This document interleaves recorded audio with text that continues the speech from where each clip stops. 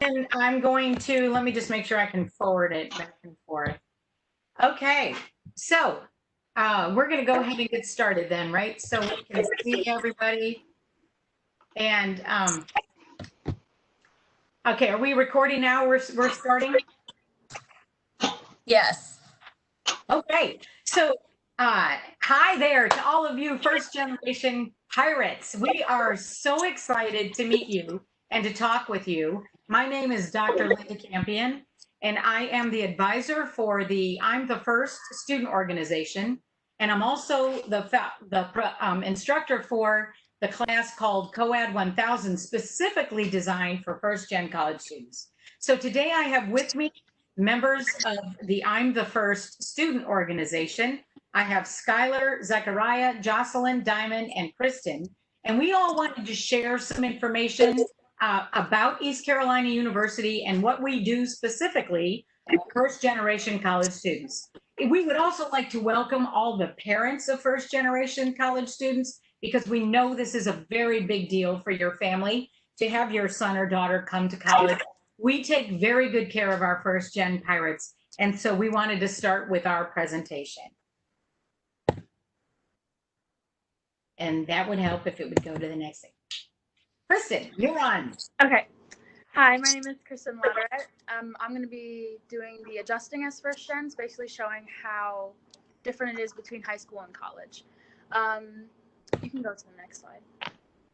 Adjusting as first gens studies show that students whose parents do not attend or graduate college have a more difficult time adjusting to the greater academic demands.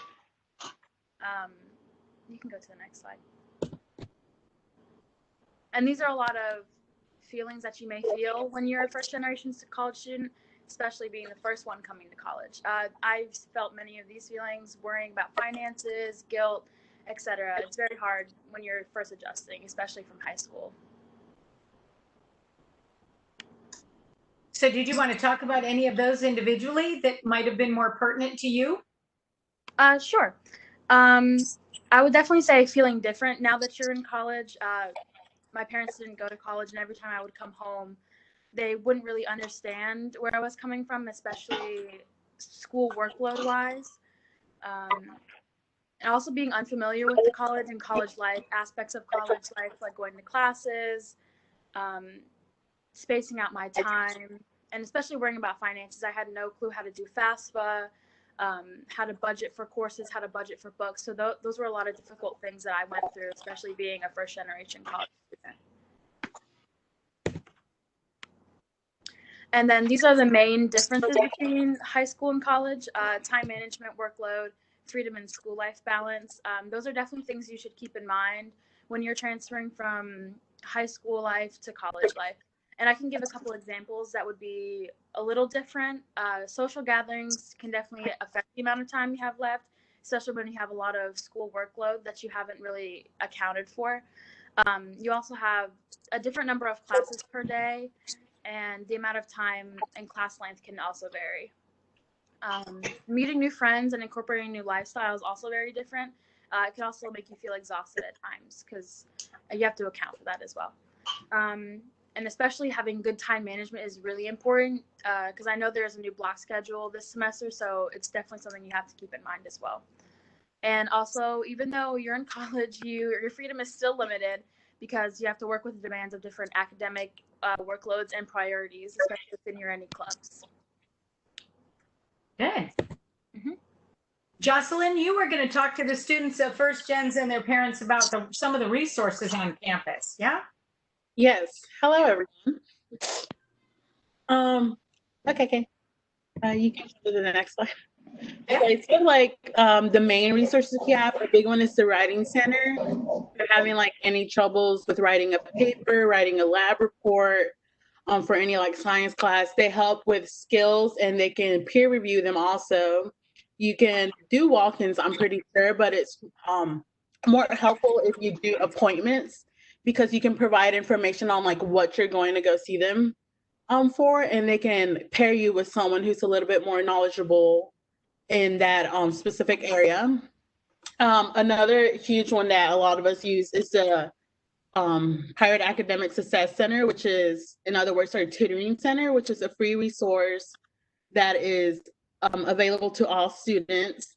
If you're having trouble in like your main core classes like math and especially like like business courses, foreign language courses, if I'm not mistaken. Oh, it went away. You can do walk-ins where they pair you with other people from that same class, and the person that is tutoring you is a person who has aced the class with that professor.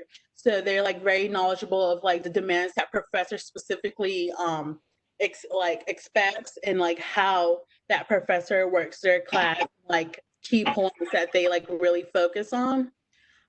They also offer like group studies, especially like I used to live on College Hill, so we would meet at Gateway.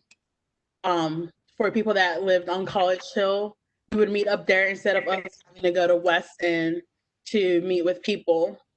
And it would be like once a week from like 6 to 7. And I went there a lot for chemistry, organic chemistry especially, and they are very helpful. Another one are the libraries, Joyner and Lapis. Lapis is on the health science campus.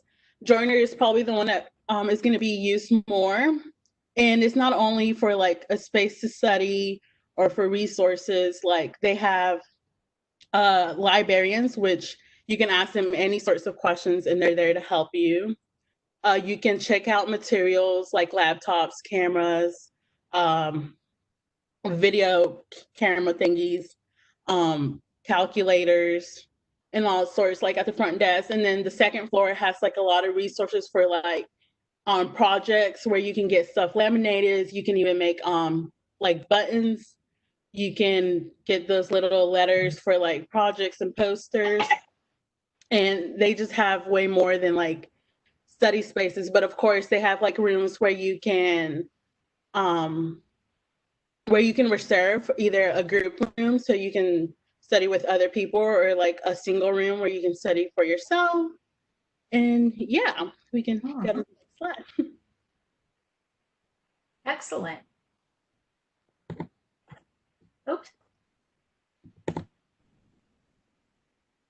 Some other ones are advising resources.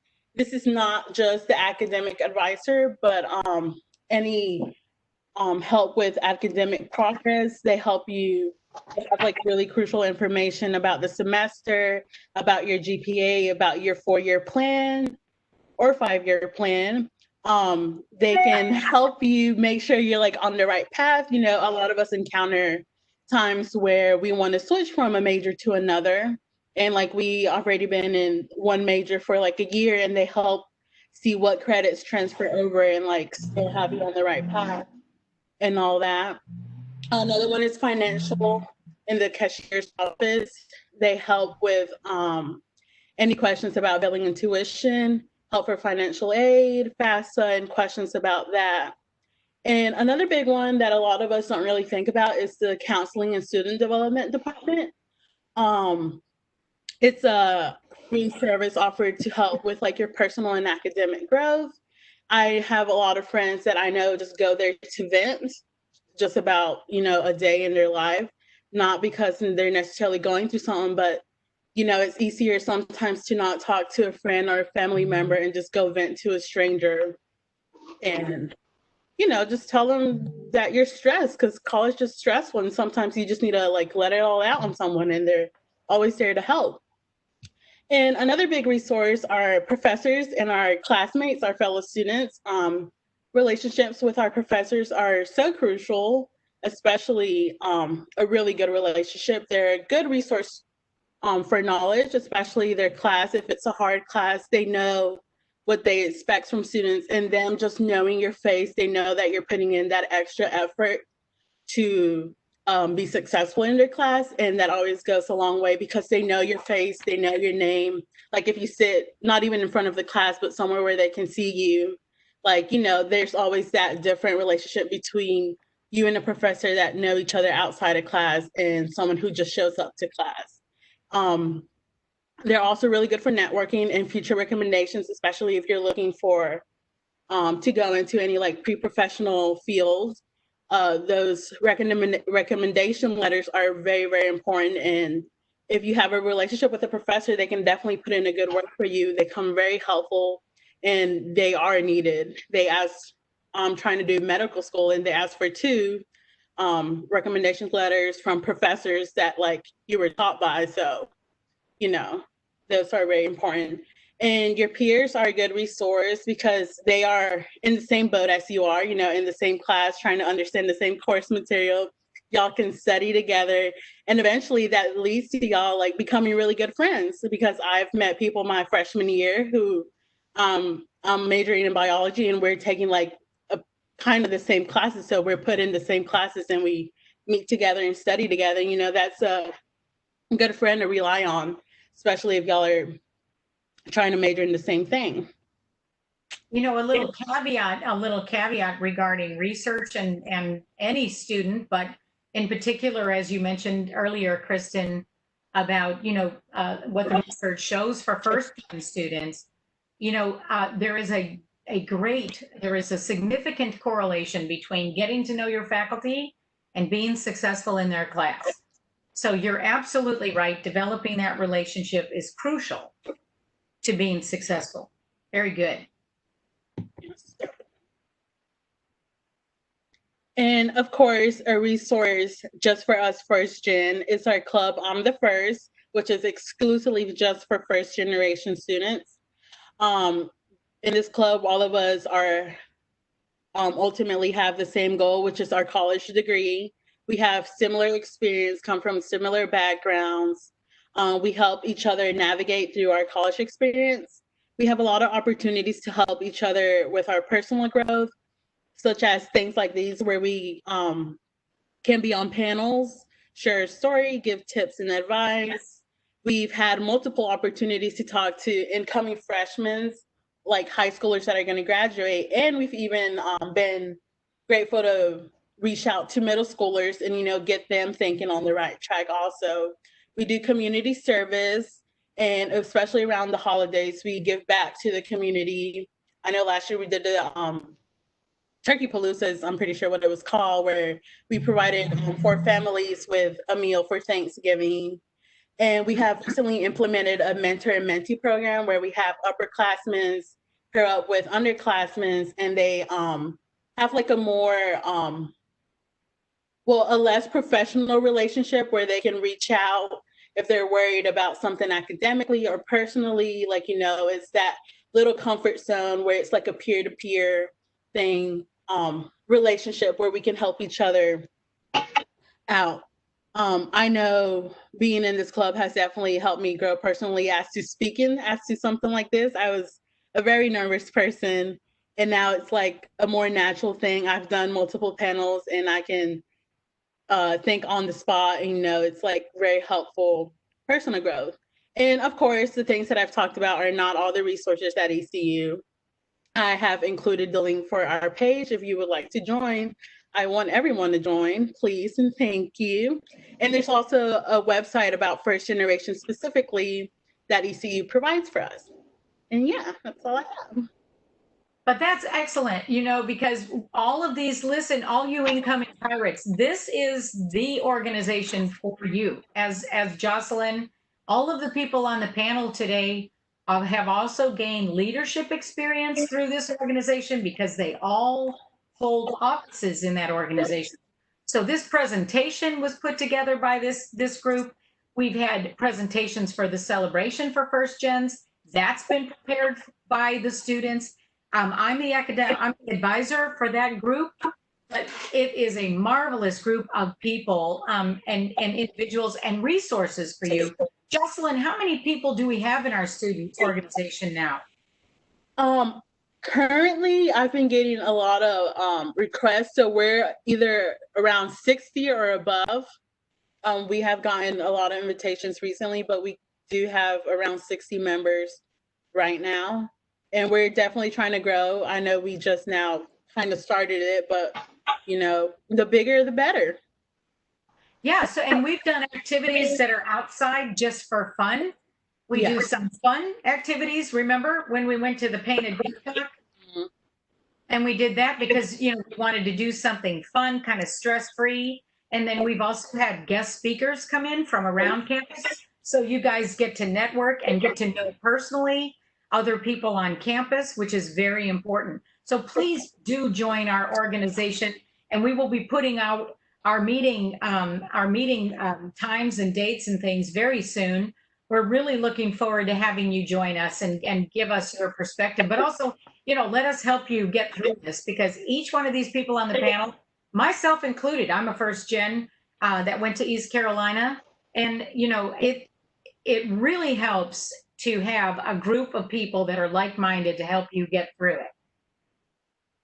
Thank you, Jocelyn. You guys are doing so great. I love it. Next is Zechariah and Skylar and Diamond. You guys want to introduce this part? Who's introducing this portion? Yes. Hello. My name is Zachariah. Myself, Skylar, and Diamond.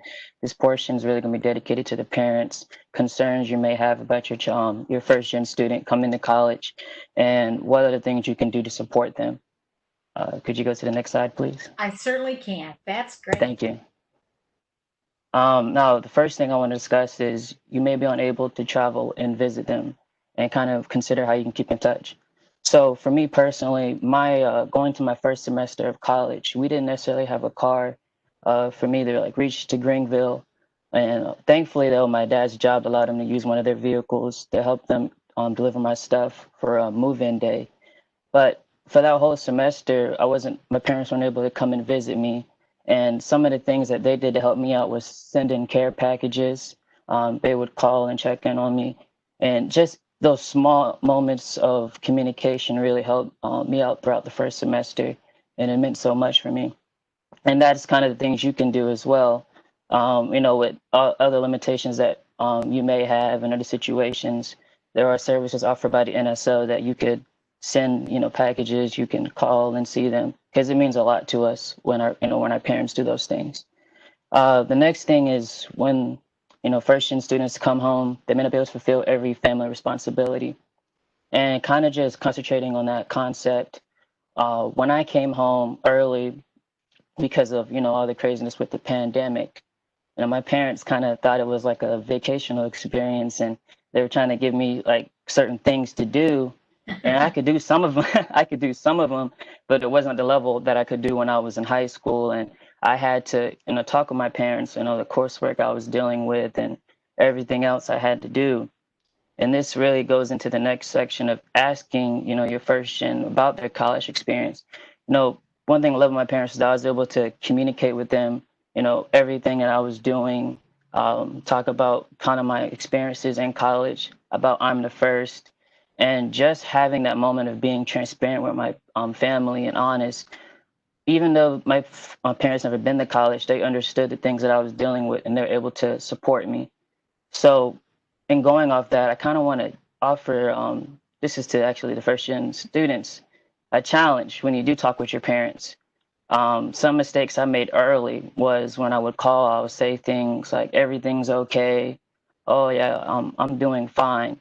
Take some moments to kind of talk about what you did throughout the day, what classes are kind of giving you a hard time. And then for parents, what really means a lot for first gens is just listen fully, kind of offer that support, so that, even though we may struggle in some incidents, we know that we have a very strong support system with us.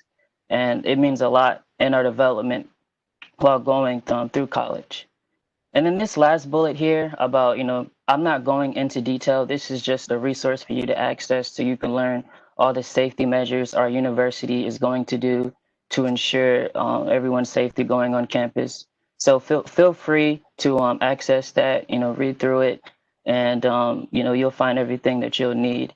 And then coming up next, Skylar and Diamond, I kind of touched on the basics, but they're going to go into more detail on what things the parents can do to actually support their first gen. So Dr. Campy, could you go next, please? Yes, excellent job. Well done. Skylar. So Skylar and I are splitting up this slide, and I'll start talking about yeah. So I'll start talking about the first three key points. Like Zachariah said, he hit on a lot of these points, but Skylar and I want to hit on it more in detail. So the first thing, as Zachariah mentioned, it is important for parents to be supportive and encouraging. This is a new experience for your child, but also for you. Like, it's not an advantage like students who had parents that went to college and know what it's about and kind of know what to expect. I know it's different from when parents went to college and now how we're going to college is so much different, but it's important to be supportive and encouraging to your student and to know that it's all about transition and adjustment. They're just trying to transition and adjust to this new experience. So any way that you can be supportive and encouraging will help your child, advance and do what they need to get done. Also recognize their new life role as a student. Being a student in college and being a student in high school is two different things. It's very different. In high school, we could get by with a lot of things. We could, you know, I finesse the system a little bit. You could study the night before and you probably do well on your test, but in college you have to put more time and effort into it. So just know that like your student will probably be busy with a lot of things, but just be there and try to understand that they have a new way of life now. It's not like high school. And also provide a listening ear. I think it's important to listen to your student with anything. Just listen, period. When a person knows that they're being listened to, it helps them to get through things differently. It helps them to try to navigate and find new ways and new resources to get through whatever they are trying to get through. So it's definitely important to listen to the students. At times they may feel overwhelmed or stressed or homesick or you know just it's just so much going on in college, and it's going to be different now because of COVID. So it's going to be definitely important for you guys to listen to your student and to really understand what they're going through in their experience. Skylar. Skylar, before you jump in, if I may, Zechariah, could you mute your microphone? Mute it. Mute it while the others are talking. Okay, thank you. Or maybe Karen, you could mute his microphone. Oh, I got it.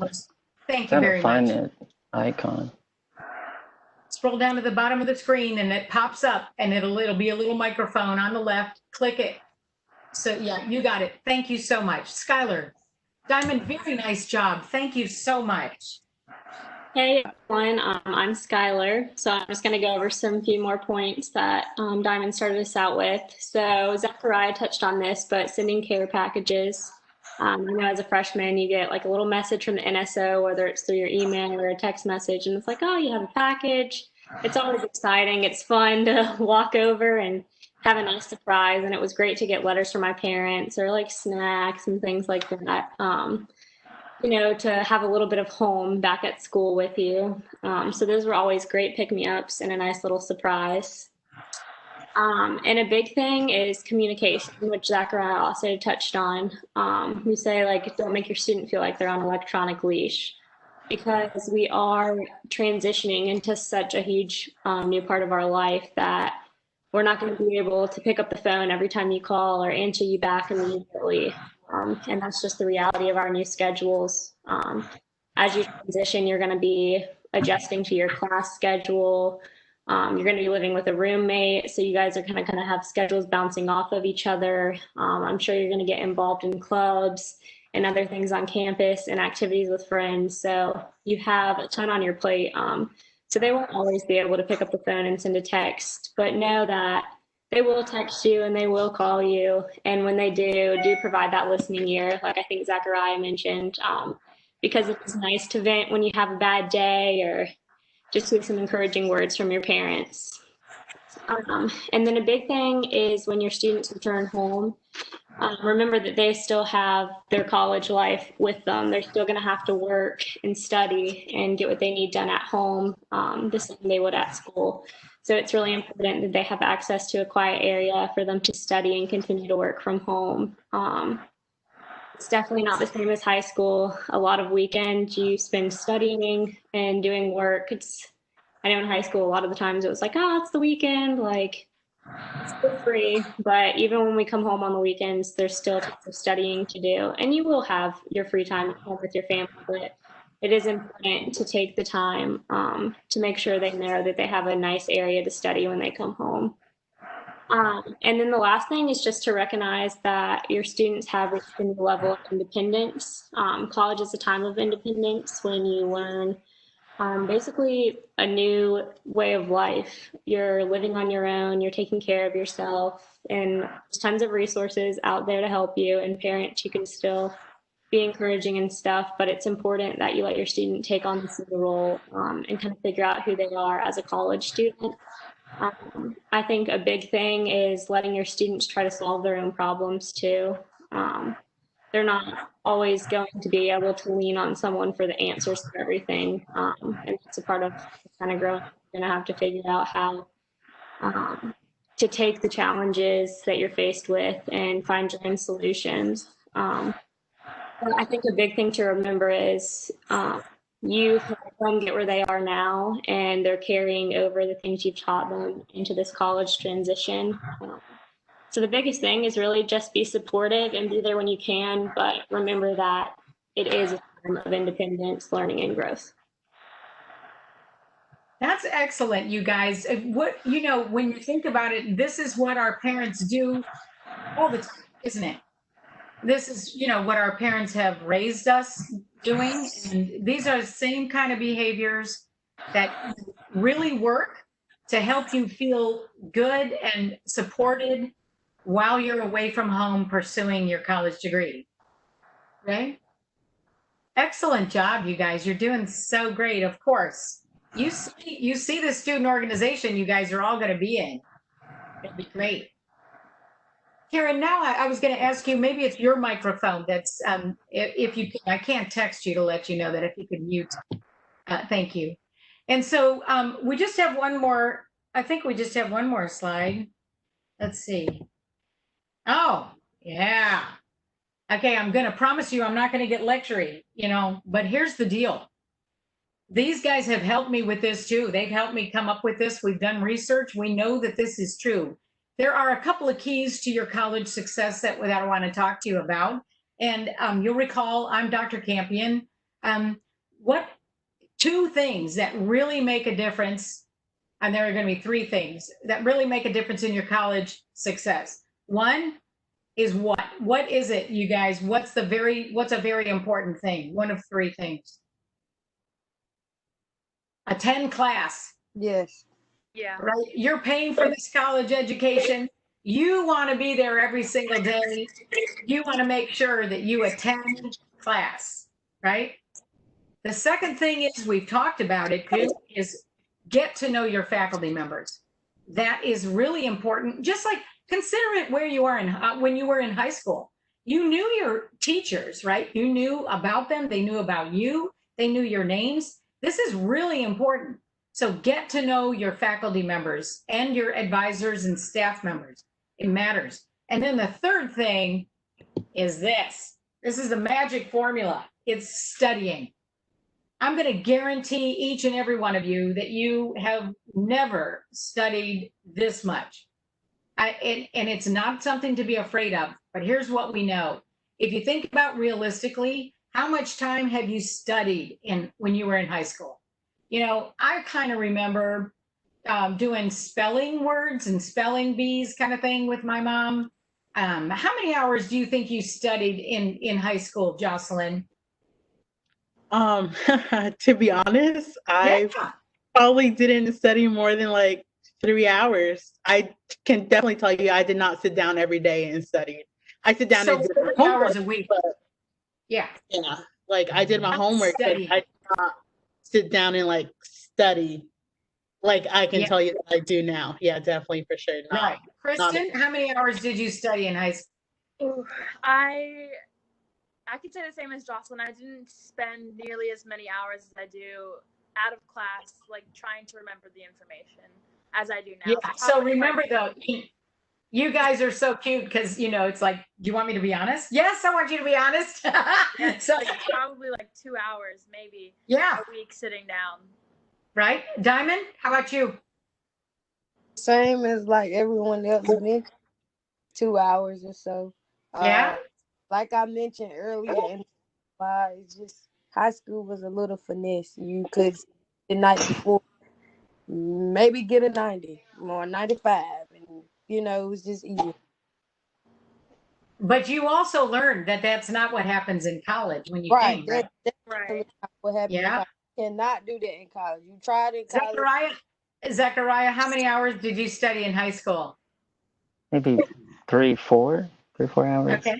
Not 3 not or 4 not too hours much. a week. Not too much. Yeah. And It was Skylar? just In high school, my studying definitely was just like, oh, I have a test tomorrow, the night before, read my notes, maybe make some flashcards, but it was definitely just like a night before thing rather than like preparing in advance for a test.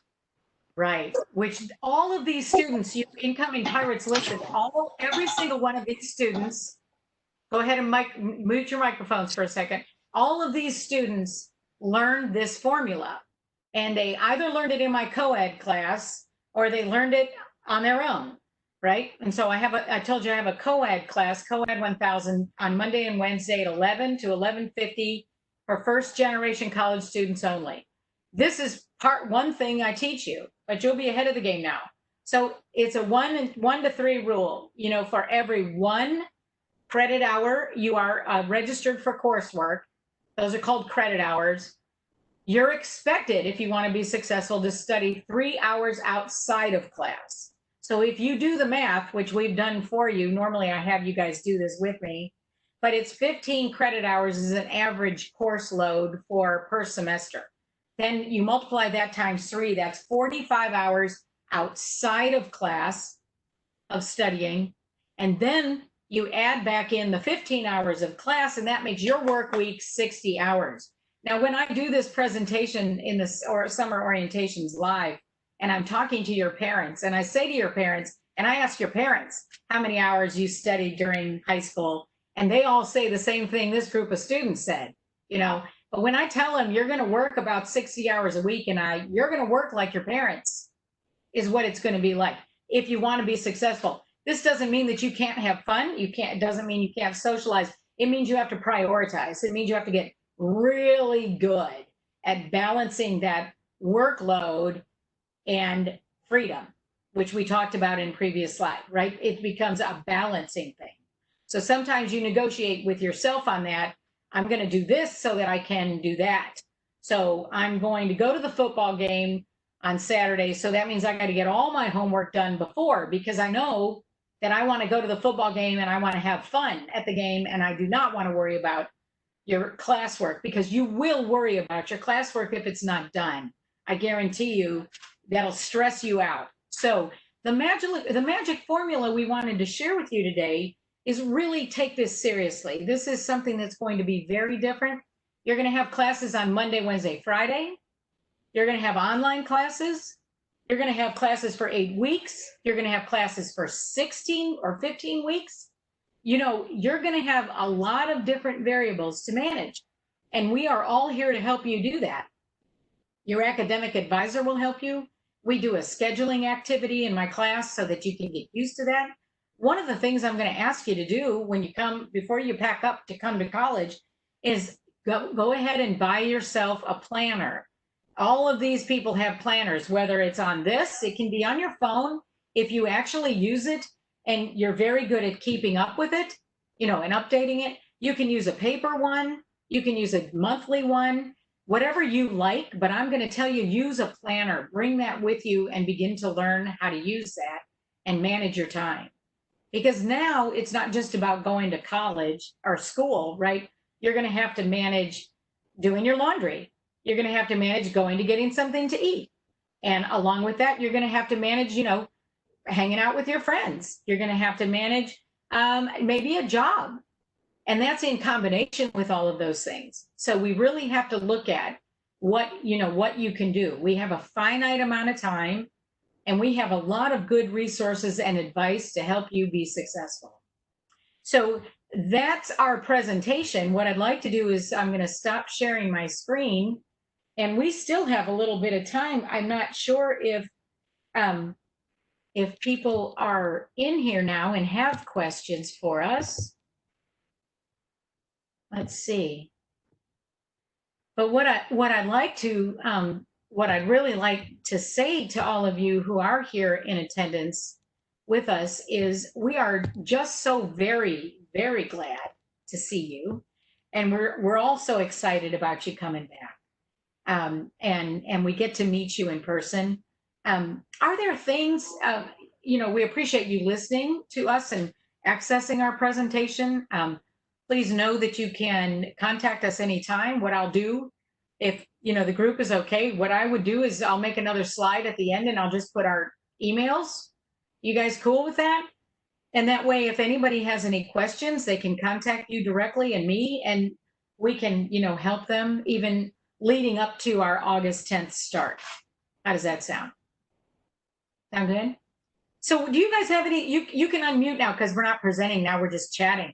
So we still have, 20 minutes. Is there anything, that you guys would specifically think about maybe asking, or what would have been a question? We actually have a question, Dr. Campion, from Zaria. We do. She said, why did some of the students choose to attend ECU? So I can answer that. Okay, great. I know I was looking at I'm from Raleigh, and I was looking at a bunch of schools around North Carolina.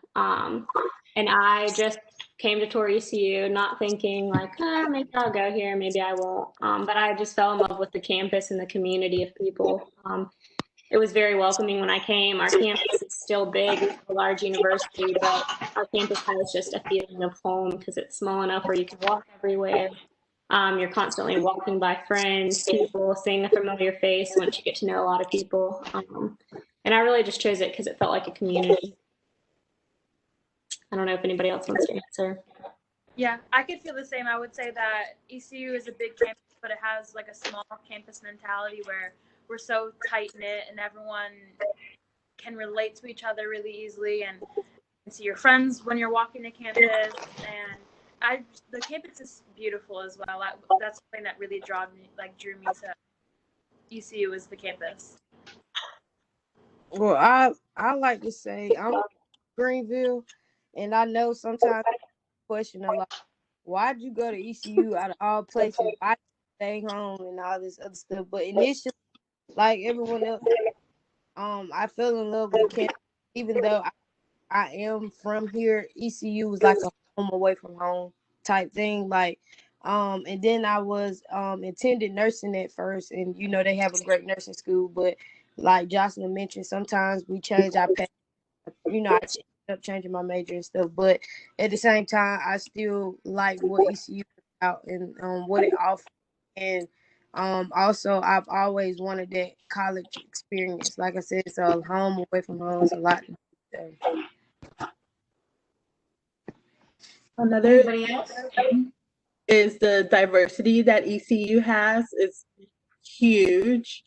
There's clubs for everything. And when I mean everything, like I mean everything, like video game clubs, clubs just based on like background and ethnicity. Wow, I cannot speak. Ethnic groups. I know I'm part of a group that's like just for Hispanics, and we meet up and we tamales have like Hispanic meetings where we play like Hispanic games. We have clubs based on like what you're trying to major in, and like they're very accepting. Like even if you're not pursuing like what their club stands for, like they will always welcome you with open arms. We have just the diversity is like really huge here, and everyone's so nice and welcoming. It's definitely one of the biggest reasons that because ECU was not my dream school. My dream school was Wilmington, and it's not that I didn't get in, but like touring ECU is just a very different atmosphere that you walk into. Like Diamond said, it's a home away from home, and I live 3 hours away. So, that's definitely something I looked into, being comfortable. Yeah, I had the nice pleasure of kind of being exposed to East Carolina University early. Back in high school, they had like math competitions, and I would go there and just touring the campus and seeing just the overall, I guess you can say, the vibe. This is some place that I could see myself going. And, you know, I'm like kind of like the clubs and everything. I love it because it really brings in that message of community and that you really can't do life alone. Kind of the biggest mistake I kind of made was thinking that I needed to go to college, you know, just focus and kind of just do my own thing. But I heard of one person tell me that you want to show me the future, show me your friends. So reason kind of I joined ECU was that community aspect, and the friends that I've met here from I'm the first has really helped contribute to my growth as not only as a student but a person in general. So I love this college. That's so exciting, you know, to hear. It's exciting for us to hear that because as, you know, faculty and staff, you know, it's a wonderful place to work too. You know, just from that perspective, I mean, from my professional expectations, it's a wonderful, you know, place to work and be. And just the same way you guys feel as first gen students, you really need to feel comfortable, you know, where you're going to go to study, right? And learn. And you guys all mentioned it felt like home. It felt comfortable. It was beautiful. It was welcoming. I mean, it's an environment, and you know, that environment doesn't just happen. I mean, our community makes that happen. You know, our community drives that. I mean, our whole entire community. So it's really a wonderful place to pursue your educational goals. There are so many amazing degree programs and, you know, and job placement after, right? Which you guys are all getting very close to. Yes. I think it's important too to remember that at first, like that transition, some people it happens like instantly, and some people it takes a little bit of time. But you will find your community and you will find your group, kind of like your niche, what you fit in. But that it does take time. I know I was super homesick my first few weeks until you establish your community of friends and the groups that make it feel like home. So don't be afraid to put yourself out there and join different groups to figure out kind of where your place is on campus. Yeah, I would say don't be afraid, like Skylar said, don't be afraid to put yourself out there. Don't be afraid to be uncomfortable. Because being uncomfortable sometimes it helps you grow. Like a lot of people have said, even being in this org, me from high school probably wouldn't have, like joined this org and do as much as I've done, so and it's overall, not just with this org, but also like connecting with other people and, doing other things like volunteering or being a mentor for ECU or something else or something, it just helps you grow overall.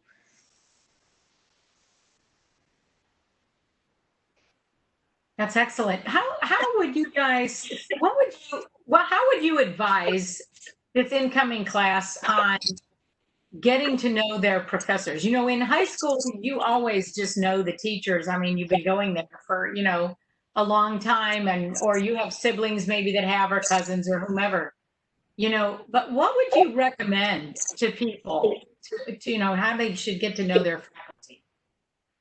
I would say take advantage of office hours. Don't take office hours for granted. If they are open for office hours, go in there. Even if you don't need help or you think you don't need help, just go try to get to know them. They take pride in it, and it'll help them know you. And every little bit counts. You might struggle and might need, and just because you made the effort to go and to get to know them, they'll work with you.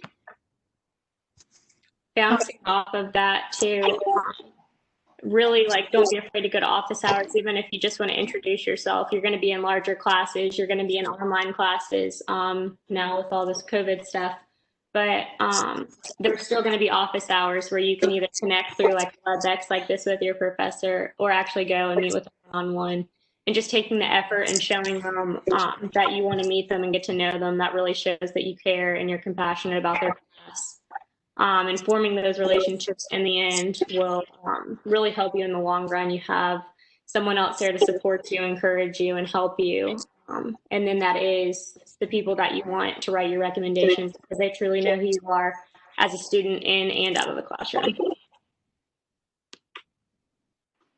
I know before when we had most of our classes like in person, a lot of people after the first day of class will go up to the professor and introduce themselves and be like, hey, like, I'm Jocelyn, you know, I'll be in your class. I just wanted to introduce myself. And that like gives them a knowledge that, you know, you're like interested, like you want to be successful. You want them to know who you are. And I can tell you for myself, I don't seem like a very timid person, but like when it comes to professors, just because they know what they're talking about, I am definitely not one to just like go up there and be like, hi, you know, hello, how are you doing? It was actually Dr. Campion's class. It was an assignment where we had to meet with professors, and she challenged us to meet with like the ones we were more intimidated with, like less comfortable with. And that was actually what kind of helped me realize that like they're just another human being. Like in class, yeah, they seem stern because you know they are the professor, like they have all these students and everything. But at the end of the day, they're very nice people. I had a professor. She was one of the most strictest professor I've ever had. And I met up with her because I had an assignment to fulfill. And she was the sweetest person ever. And it's like you really don't know that unless you go meet with them. And like she's in class, she's like, you know, like this is it. This is like A, B, C, and D. But like if you go there, I met up with her in her office hours. She really like explained everything in depth to the point where like I was like, wow, like I really needed that. And like, you know, she seemed scary, but she wasn't. Like, you know, you definitely see another side of them. And, you know, they understand that we have personal lives and everything because they do too. And, you know, things happen in life. And you just speaking to them sometimes, I know professors are like very harsh, like it's due on this date, no later, like no extensions. But like if you speak to them and tell them that, like, you know, if you have something going on, they will work with you. They understand that we're college students, we're struggling, we have a life outside, and you know. So definitely talking to them, letting them know is like huge. I saw a Yeah, question. Go ahead. Sorry, I saw the question, but I couldn't find it. But it said being a first gen at ECU is one thing that it taught you, I believe. I'm sorry, I can't find it again. Yeah, it says, it's from Karen. Here's another question. It says, what is one thing being a first generation student at ECU has taught you? That's a great question. I can't see those. I can only see the first one from Zaria. You have to click like your little chat icon at the bottom. Oh, it's in the chat. I was in the Q&A. Sorry. I would say being independent, because I've had to learn how to do things on my own, like fill out paperwork on your own, learn how to even navigate school on your own, how to figure out your own study habits. I think that's like a really important thing, is to be independent, because your parents are there for you, but also they don't understand firsthand how you're navigating through college. So I feel like it taught me how to be very independent through school, or just in life as well. Very independent. I think the biggest thing for me is that, yes, you have to be independent, but don't be afraid to use the resources around you. I know my freshman year, I was in a chemistry class and it was challenging, and I kept trying to want to be independent and figure it out on my own, but recognizing that there are resources out there that can help you succeed better. So like, for example, I used a tutoring center, and I found a great tutor I worked with, another student, that helped me succeed. So it is having a balance between, yes, you're independent now, but don't forget that you have all these wonderful resources and support systems there to help you. I would say it's taught me all of what everyone has said, but it's something that I hold dear to my heart. I take pride in, because I'm very family oriented, and I understand that I'm the first in my family. So like when times where I have been overwhelmed, or I give up, or just throw in the towel, I've always had that in the back of my head, that I'm not only doing this for myself, but I'm doing this for my family too. Because I have, you know, younger siblings, and, you know, people that's looking up to me. So I don't want to let them down. So I just hold it deep, like dear to my heart, that this is something that I need to do. For me personally, what it's taught me is not being afraid to take that leap of getting involved. I'm very thankful that I responded back to that email that Dr. Campion and Mary McCormick sent me in spring semester about starting up an organization, first generation college students. Because my first reaction was like, oh my goodness, what organization? Because during the time period, I told Dr. Campion this, I never really been that involved in clubs. I didn't have a whole lot of experience, but I'm so thankful that I just made that intentional decision to be a part, to stay committed, and to work alongside all these great people, and like being comfortable with just speaking and expressing myself to other people. And that's kind of one of the things that's taught me is like, don't be afraid to make that leap. You know, take a chance to join organizations and kind of go out and talk to your professors. Join events that are that they have for your major. You know, do go to those things because they're very helpful for you.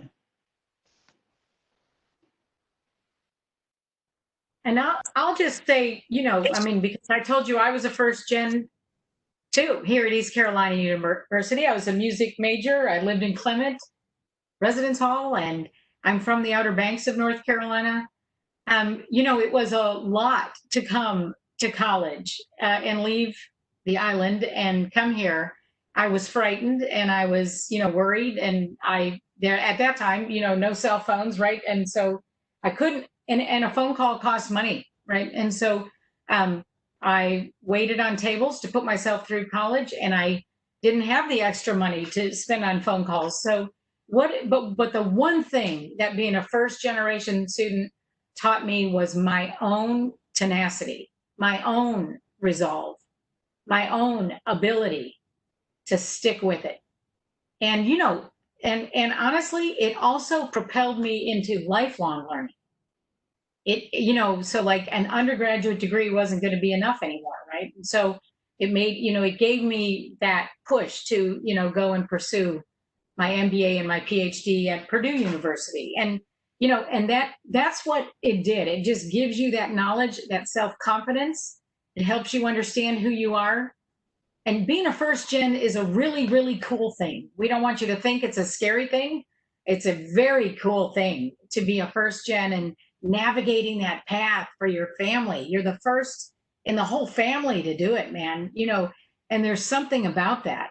While that has like all of this group has talked about the mantle of responsibility that means, whether for, you know, siblings or not letting your parents down and those things, you're not going to let them down, first of all, but you are, you know, you are the one that's kind of navigating the entire family. And so, you know, it's amazing. It's an amazing thing to be a first gen at East Carolina University. We are very proud of you. We are so excited to work with you, all of our students. I mean, we really value our students here at this university. And this student organization and this group of young people, they have so much knowledge to share with you and help you. We look forward to meeting all of you when you come. Even if our meetings are online, we will make sure that we get to know you. We'll get mentors assigned, right, guys? We'll get mentors for everybody. We've got more upper class people now to be assigned, and, you know, and we can help you navigate this. You're not on your own, but it will take work, you know, from you to do it.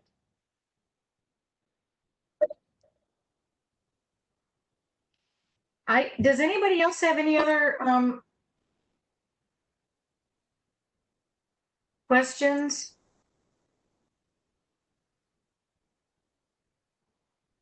Or anything else you can think of that we need to leave people with?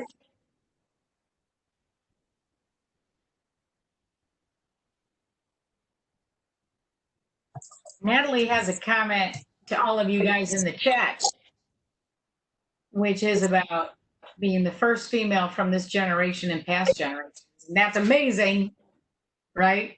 That's another amazing, amazing accomplishment. Well, we would like to just thank you all for joining us. We really appreciate your time. We'll add a slide.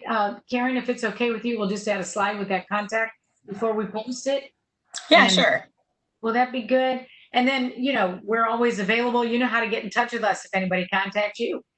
Yeah, definitely. Yes, thanks for all of your insight. It was really, really a good session today. And I know that our others that choose to join us on the YouTube, when they go back to look at it, will really have a lot of information. So thank you so much. We will work on captioning this and getting it up to the YouTube channel. Give us a couple of days. It'll take a couple of days for us to get that captioning done, and then it will be posted on the YouTube channel. And then if you want to continue to join us for our ECU Live series, tomorrow we will have Title IX and OED and the ECU Marching Pirates, and those will both be on WebEx, and you can access the links from our page. So thanks all of you for joining us today. We look forward to seeing you again soon. Thank you. Thank you. Guys. Thanks, you guys. Thanks for making